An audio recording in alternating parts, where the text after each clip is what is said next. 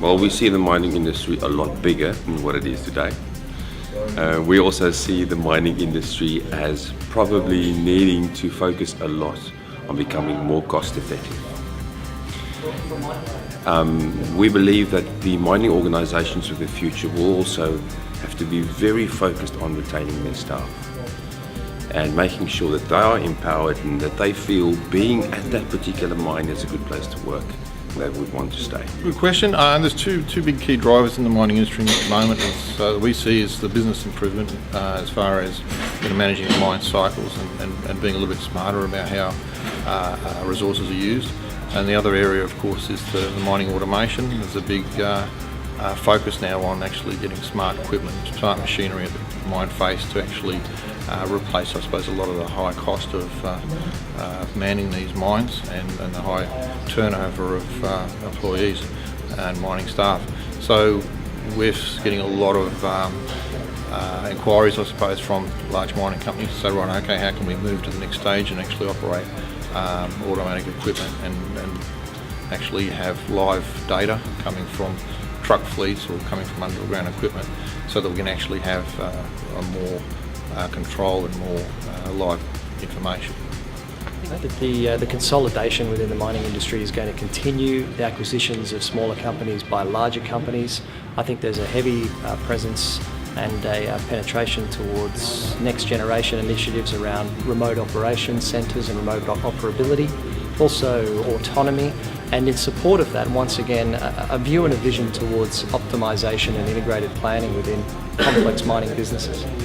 Well, that's a very big question, and I'm sure there'll be a lot of financial analysts in the world contemplating that question. I think there will be consolidation. There'll be some winners and some losers. Obviously, the health of the Chinese economy is a major driver for the success of the mining industry in Australia. And I think the companies that can, exploit the volume opportunities that they have at the moment to shift product quickly while this great window of opportunity exists, and that manage costs well, so that are accurate in their processes, that are accurate in their business systems and their frameworks. So I think it's about a culture of excellence, and it's about all of the sort of elements and teams and functions within the business understanding, how they contribute to that strategy and how they contribute to that value that their customers are demanding. The industry faces many challenges in terms of the lack of skills and people to satisfy the production requirements going forward, and having a more systematic approach to both training and production is a key component of that. We hope to be able to assist them with more formalised methods of production management, which encompass a component of business improvement. I think 2 to 3 years is a reasonably short time, so the mining industry, I think, will be on the same path, especially in Australia. We have a huge amount of new projects coming on board, capital being invested, and new capacity being generated.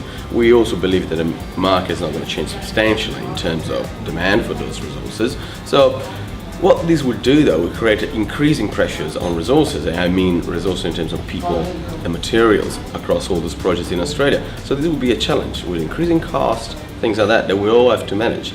Especially the people side, we know how important it is.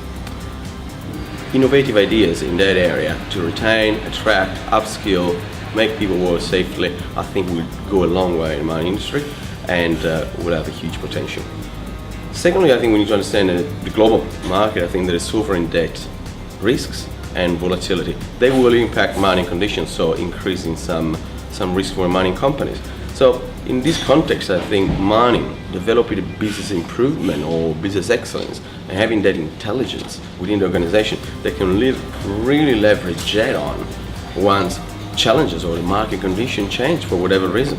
What has been seen in my experience in some projects in the past, that done just before the global financial crisis, around the financial crisis, those people with intelligence or business improvement, valuation, understanding what the priority bottlenecks of your industry, of your companies are, they really help you when things do change, because they understand what the levers are and how you can make decisions.